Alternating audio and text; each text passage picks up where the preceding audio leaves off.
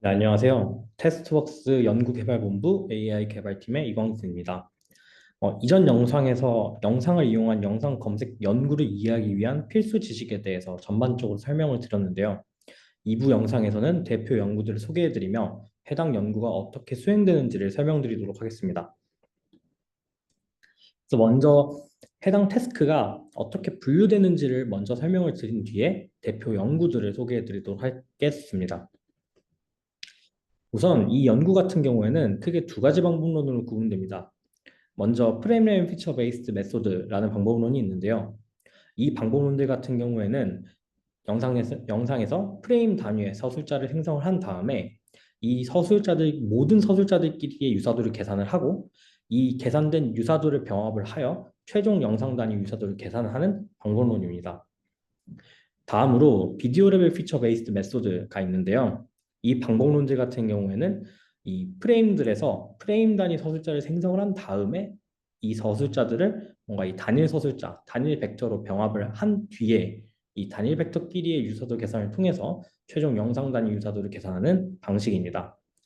그래서 영어를 보시면 아시겠지만 뭔가 이 영상 단위 유사도를 계산을 할 때 어떤 서술자를 사용을 하는지에 따라서 연구가 분류된다라고 보시면 좋을 것 같습니다. 그래서 이 두 방식의 차이점은 유사도 계산에 필요한 연산 복잡도를 계산해 보게 되면 조금 크게 두드러지는데요. 프레임 레벨 기반의 방법론들이 모든 프레임들끼리의 유사도를 계산을 하기 때문에 최종적으로는 n 제곱만큼의 연산량이 필요하다라고 볼 수가 있는데요. 이에 반해 비디오 레벨 기반의 방법론들 같은 경우엔 병합된 두 벡터끼리의 유사도를 계산을 하기 때문에 단 한 번의 연산만으로 두 영상의 유사도를 계산을 할 수 있다라는 차이점이 있습니다. 따라서 비교하려는 영상의 길이가 만약 길어지면 길어질수록 이 두 방법론의 연산량 차이가 더 벌어지기 때문에 속도 차이가 조금 더 두드러진다는 특징이 있습니다. 이런 계산 방식의 차이가 이제 속도 측면의 차이만 발생시키는 것이 아니라 정확도 측면에서도 큰 차이를 발생시키게 되는데요. 이 두 방법론이 정확도 측면에서 좀 차이를 보이는 이유는 서술자가 가지는 정보량의 차이 때문이라고 보시면 됩니다. 10프레임짜리 영상을 이제 이 비디오 검색에서 많이 사용을 하는 LNIMAC이라는 방법론을 이용을 해서 서술자를 생성을 했다라고 가정을 해봅시다. 이 LNIMAC의 쉐이프랑 이제 이 생성되는 서술자의 형태가 어떻게 되는지는 제가 숫자로 적어놨는데요. 비디오 레벨 방법론 같은 경우에는 이 서술자를 추출한 다음에 단일 서술자로 어그리게이션 하는 과정이 있기 때문에 단순하게 이 두 방법론을 비교만 해봐도 90배 이상 차이가 나는 것을 볼 수가 있습니다. 따라서 이 비디오 레벨 피처가 뭔가 이 검색을 수행을 할 때 더 적은 정보를 가지고 검색을 수행을 해야 되기 때문에 더 빠르지만 정확도가 더 안 좋을 수밖에 없다라는 것을 설명드리고자 이 페이지를 가져왔습니다. 그래서 실제 정확도와 속도의 차이가 어느 정도 발생하는지는 이제 이 그래프를 통해서 확인할 수가 있는데요. 이제 이 빨간색으로 표시된 방법론들이 이제 프레임 레벨 방법의 정확도와 속도를 표시한 방법론들이며 이제 이 파란색 네모 다이아몬드들이 이 비디오 레벨 방법론들의 정확도와 속도를 나타내고 있습니다. 이제 일반적으로 봤을 때 이 프레임 레벨 방법론들이 더 속도 같은 경우에는 더 느리지만 더 높은 정확도를 일반적으로 가지고 있으며 이 비디오 레벨 방법론 같은 경우에는 속도는 조금 빠르지만 일반적으로는 조금 더 낮은 정확도를 가지고 있는 것을 볼 수가 있습니다. 이제 오늘 발표에서는 이런 방법론들 중에서 각 방법론을 대표할 수 있는 방법론, 왼쪽 위에 표시된 이 비질이라는 방법론과 오른쪽 위에 표시된 VBS라는 방법론을 강력하게 설명드리도록 하겠습니다. 그럼 각 본격적으로 이 각 방법론의 대표 연구를 소개해드리도록 하겠습니다. 각 방법론들이 어떻게 연구를 수행했는지를 살펴보기에 앞서서 공통적으로 학습을 어떻게 하는지에 대해서 먼저 설명을 드리도록 하겠습니다. 일반적으로 학습 같은 경우에는 매트릭 러닝의 한 종류인 트리플로스로 학습을 수행하고 있는데요. 이제 이 트리플로스 같은 경우에는 앵커, 포지티브, 네거티브, 페어를 이용해서 학습을 수행을 하게 됩니다. 이 페어를 구성해서 뭔가 두 유사하다고 판단되는 앵커, 포지티브의 거리는 조금 줄어들고 유사하지 않아야 하는 앵커와 네거티브의 거리가 멀어질수록 이 로스가 전반적으로 값이 작아지게 만드는 학습 방식인데요. 이러한 학습 방식을 통해서 비슷한 영상끼리의 유사도는 높게 나오도록, 그리고 비슷하지 않은 영상들의 유사도는 낮게 낮아도록 학습하는 것이 이 방식의 기본이라고 보시면 좋을 것 같습니다. 그래서 먼저 프레임 레벨 기반의 대표적인 방법론은 비질이라는 방법론이 있는데요. 이 비질이라는 방법론 같은 경우에는 두 영상의 시간적, 공간적 관계를 고려해서 두 영상의 유사한 영역의 패턴을 탐지한 다음에 이 두 영상의 유사도를 계산하는 그런 모델이라고 보면 좋을 것 같습니다. 그래서 이 비질 같은 경우에는 두 가지 학습 가능한 모듈이 존재하는데요.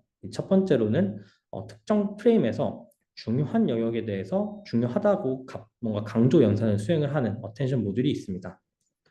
그리고 두 번째 모듈 같은 경우에는 두 번째 모듈은 비디오 컴패리터 모듈로 뭔가 이 두 유사한 영상에서 보이는 그 특정 패턴들이 있게 되는데요. 이 패턴들을 잘 탐지해서 강조하는 연산을 수행하는 것이 이 두 번째 모듈이라고 보시면 좋을 것 같습니다. 그래서 왜 이 중요 영역이라는 말이 등장을 하는지에 대해서는 이 일부에서 설명드렸던 이 LNIMEC의 구조에 대해서 조금 생각을 해봐야 되는데요. LNIMEC 같은 경우가 일부에서 설명드렸다시피 뭔가 이 피처를 추출을 할 때 이제 공간 정보를 가지고 있게 되는 그런 서술자 추정 방법이라고 설명을 드렸었습니다. 그래서 일부에서 이 설명을 드렸을 때 썼던 그 야구 이미지를 다시 좀 살펴보게 되면 이 LNIMEC 피처를 추출할 때 이 야구 이미지의 각 영역별로 피처를 추출한 것으로 생각해 볼 수가 있습니다. 근데 이 야구 이미지에서 예를 들어서 9번 영역 같은 경우에는 어느 영상에서는 존재할 수 있는 약간 이 흙바닥을 찍고 있는 것을 볼 수가 있는데요. 이런 9번 영역이 사실은 뭐 이 이미지를 구별하는 데 있어서 야구 타자가 등장하는 2번, 5번, 8번 영역에 비해서 사실 그렇게 중요한 영역이라고 보기는 어렵습니다.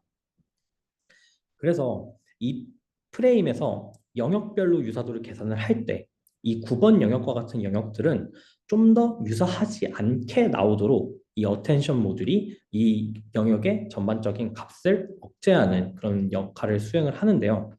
이러한 어텐션 모듈을 통해서 좀 더 중요한 영역들의 값을 조금 강조를 했다라고 보면 좋을 것 같습니다. 그래서 이 영역 단위로 억제 연산을 수행을 해준 다음에 프레임 간 유사도를 계산하는 또 특별한 방법이 있는데요. 이때 사용되는 방법이 이 잠페르 시뮬러리티라는 방법론이 있습니다. 이제 뭐 단순하게 이 특정 프레임과 프레임에서 추출된 뭐 벡터끼리의 유사도를 계산하는 뭐 여러 가지 방법이 있을 수 있는데요. 이제 LNIMAC 같은 경우에는 이 각 영역별로 쪼개서 피처를 추출한 다음에 피처를 추출하기 때문에 이 연산에서는 각 영역별로 유사도를 계산해 주게 됩니다. 뭐 예를 들어서 참페르 시뮬레이트 같은 경우에는 오른쪽에 있는 야구 이미지의 첫 번째 영역, 1번 영역과 오른쪽에 있는 마라톤 영역의 1번 영역과의 유사도를 계산하고 2번 영역과의 유사도를 계산하고 3번, 4번, 5번, 6번 이런 식으로 각 영역 간의 유사도를 다 계산을 해본 다음에 가장 유사했던 영역, 뭐 7번이라면 7번, 4번이라면 4번 그 영역과 가장 유사했다라는 계산값의 결과를 하게 되고 또 다음으로 넘어와서 야구 이미지의 2번 영역과 마라톤 이미지의 모든 영역에 대해서 유사도를 계산한 다음에 가장 유사했던 값 한 개 영역을 또 선택. 이런 식으로 각각의 영역에 대응되는 모든 영역의 유사도를 계산을 하게 되는데요. 그렇게 계산을 하게 되면 이 야구 이미지에 대해서 유사하다고 판단되는 또 9개의 값이 나오게 되는데 이 값을 평균 연산을 취해줘서 이 두 프레임의 프레임 단위 유사도를 계산을 하게 됩니다. 이 과정을 조금 복잡하지만 좀 정리해 설명을 드리면 각 영역 단위로 유사한 영역이 있었는지를 없었는지를 찾은 다음에 그 영역 단위 유사도를 기반으로 이 프레임 간의 유사도를 결정하는 좀 더 상세한 세밀한 유사도 계산 방식이라고 보면 좋을 것 같습니다. 이렇게 두 프레임의 유사도를 계산을 할 때 뭔가 이런 식으로 앞서 설명드렸던 복잡한 과정을 통해서 이 두 프레임이 얼마나 유사한지를 결정을 했다고 가정을 할 때 이 프레임들을 또 모두 모아서 행렬을 그릴 수 있게 됩니다. 이 행렬 같은 경우가 이 왼쪽에 있는 프레임 투 프레임 시뮬러리티 매트릭스와 같은 형태를 가지게 되는데요.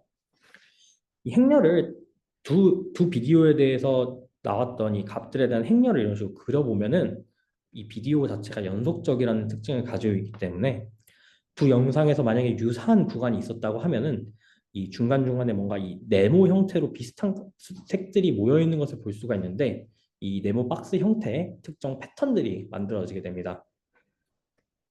그래서 이 비디오 컴패레터 모듈의 역할은 이 영상에서 유사한 영상들에서 보이는 이 네모 박스 이 패턴들을 잘 탐지하고 이 패턴들을 잘 정제해서 오른쪽에 뭐 정제된 시뮬레이트 매트릭스를 만들어내는 것이 이 비디오 컴패레터 모듈의 역할이라고 보면 좋을 것 같습니다.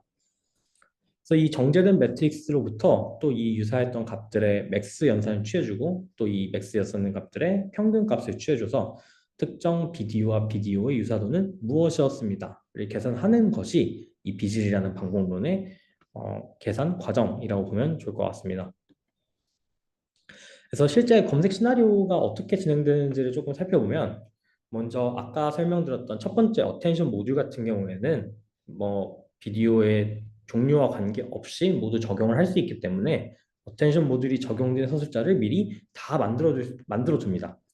그런 다음에 특정 사용자가 뭔가 이 영상을 검색하고 싶다라고 하면 이 영상을 백본을 태우고 백본 모듈에서 또 서술자를 수출을 하고 추출된 서술자의 어텐션 모듈을 적용을 해서 이 업로드한 영상에 대한 서술자를 또 만들어주게 됩니다.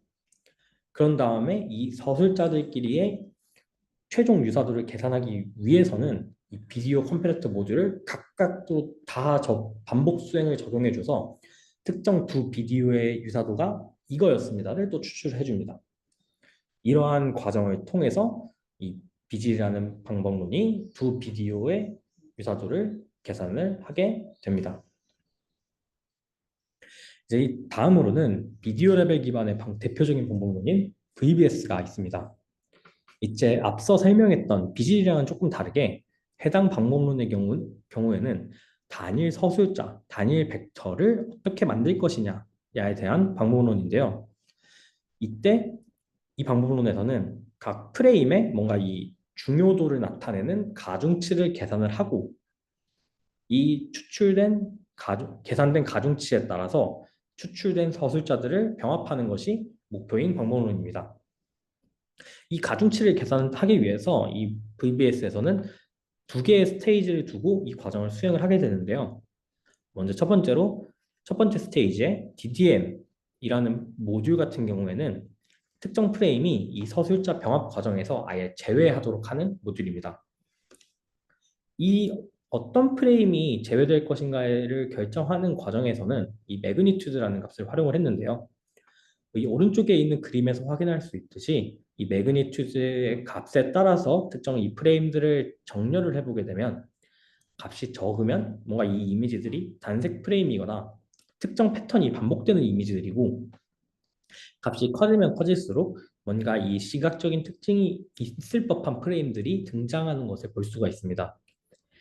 이러한 특징을 가지는 이 매그니튜드라는 값을 이용을 해서 유의미한 정보가 없는 특정 프레임들을 학습할 수 있고 이 프레임들을 학습을 해서 DDM이라는 모듈이 뭔가 이 서술자를 만들 때 이 프레임들을 명확하게 도움이 되지 않을 것 같은데 라는 프레임들을 아예 제거할 수 있다라고 보시면 좋을 것 같습니다.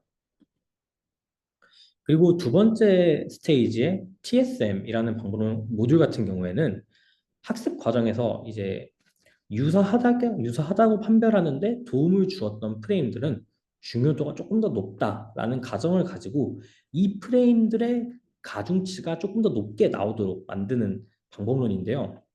기본적으로 우리가 학습을 수행을 할 때 이 트리플 로스라는 것을 통해서 학습을 한다고 아까 설명을 드렸습니다. 그리고 이 트리플 로스에서는 유사한 두 영상 페어, 앵커랑 파지티브 영상 페어를 이용해서 학습을 수행을 하게 되는데요.